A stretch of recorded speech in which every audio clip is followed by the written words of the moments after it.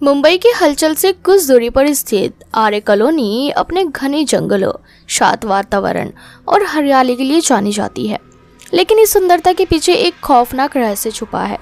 दिन में ये इलाका एक सामान्य कॉलोनी की तरह लगता है, लेकिन जैसे ही रात का अंधेरा गहराता है, यहाँ की फिजा में एक अजीब सा डर समा जाता है। स्थानीय लोग कहते हैं कि इस इलाके में आत्माएं भटकती है। खासतौर पर सफ़ेद साड़ी वाली औरतों की कहानी ने इस जगह को मुंबई की सबसे डरावनी जगहों में शामिल कर दिया है। रिद्धि एक 25 साल की पत्रकार थी।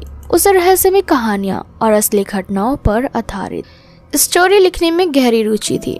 एक दिन उसे अपने ऑफिस में आर्य कॉलोनी के बारे में एक डरावना किस्सा सुनने को मिला।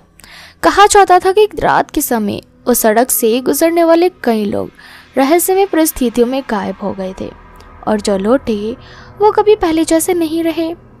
रिद्धि को भूत प्रेत की कहानियों पर विश्वास नहीं था। उसने तय किया कि वो खुद वहां जाकर इन रहस्यों की तह तक पहुंचेगी। अगर ये सिर्फ एक अफवाह है तो इसे उजागर करना जरूरी है। उसने अपने दोस्त करण से कहा, जो कैमरा ऑपरेटर था। करण को इस विचार से डर लग रहा था, लेकिन रिद्धि के उत्साह के सामने उसने हार मान ली। उस रात वो दोनों अपनी कार से आर्य कॉलोनी की तरफ निकल पड़े। रात के लगभग 11:15 बज रहे थे। चारों ओर घना जंगल, गहरा अंधकार और दूर दूर तक सन्नाटा था।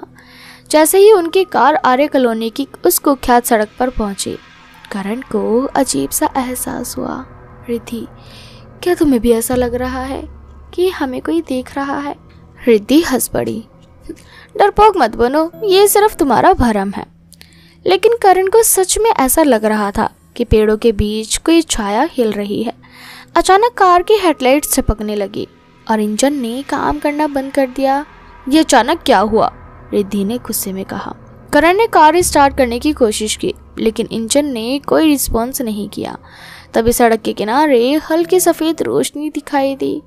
दोनों ने अपनी टॉर्च निकाली और कार से बाहर निकल आए। सड़क के किनारे एक दुबली पतली औरत खड़ी थी। उसने सफ़ेद साड़ी पहनी हुई थी। उसके लंबे काले बाल हवा में लहरा रहे थे और उसका चेहरा नीचे झुका हुआ था। आप कौन हैं? इतनी रात को यहाँ क्या कर रही हैं? रिद्धि ने पूछा। कोई जवाब नहीं आया। करण ने कैमरा ऑन किया और रिकॉर्डिंग शुरू की। अचानक उस औरत ने अपना चेहरा उठाया। उसकी आंखें पूरी तरह से खाली थी, जैसे उनमें कोई जीवन ना हो। करण के हाथ से कैमरा गिर गया। उसका पूरा शरीर कांपने लगा। औरत धीरे धीरे उनकी ओर बढ़ने लगी। रिद्धि चलो यहाँ से, करण ने लगभग चीखते हुए कहा। लेकिन रिद्धि जड़ चुकी थी। उसकी आंखें उस औरत के चेहरे पर जम गई थी। औरत का चेहरा विकृत हो चुका था। उसकी आंखों से खून बह रहा था और होठ फटे हुए थे। कहते हैं कुछ साल पहले एक नवविवाहित महिला अपने पति के साथ आर्य कॉलोनी के पास एक सुनसान रास्ते से गुजर रही थी। रास्ते में उनके बीच झगड़ा हुआ। गुस्से में पति ने उसे कार से उतार दिया और छोड़कर चला गया। अकेली, डरी हुई और मदद के लिए पुकारती हुई उस महिला पर उसी रात कुछ अपराधियों ने हमला कर दिया। उसे बेरहमी से मार दिया गया। कहा जाता है कि मरने से पहले उसने अपनी अंतिम सांसों में कहा, मुझे अकेला मत छोड़ो। तब से उसकी आत्मा हर रात उसी सड़क पर मदद मांगती है। जो कोई उसकी पुकार पर ध्यान नहीं देता वो रहस्यमय तरीके से गायब हो जाता। औरत अब रिद्धि के बहुत करीब आ चुकी थी। उसकी आवाज़ हवा में गूंजने लगी, मुझे अकेला मत छोड़ो। अचानक रिद्धि की आंखों के सामने अंधेरा छा गया और वह जमीन पर गिर पड़ी। करण ने किसी तरह से हिम्मत जुटाई और रिद्धि को घसीटकर कार में डाला।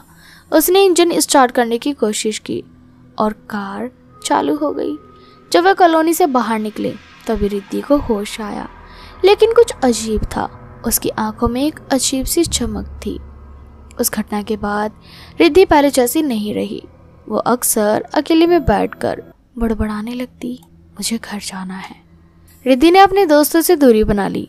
कई बार लोगों ने उसे रात में आर्य कॉलोनी की ओर जाते देखा, लेकिन जब वो उसे रोकने की कोशिश करते तो वो रहस्यमय तरीके से गायब हो जाती। एक रात वो हमेशा के लिए गायब हो गई। पुलिस को उसकी कार आर्य कॉलोनी के पास लवारिस हालत में मिली, लेकिन रिद्धि का कोई सुराग नहीं था। स्थानीय लोगों का कहना है कि अब उस सफ़ेद साड़ी वाली औरत के साथ एक नई परछाई भी दिखाई देती है, शायद रिद्धि की।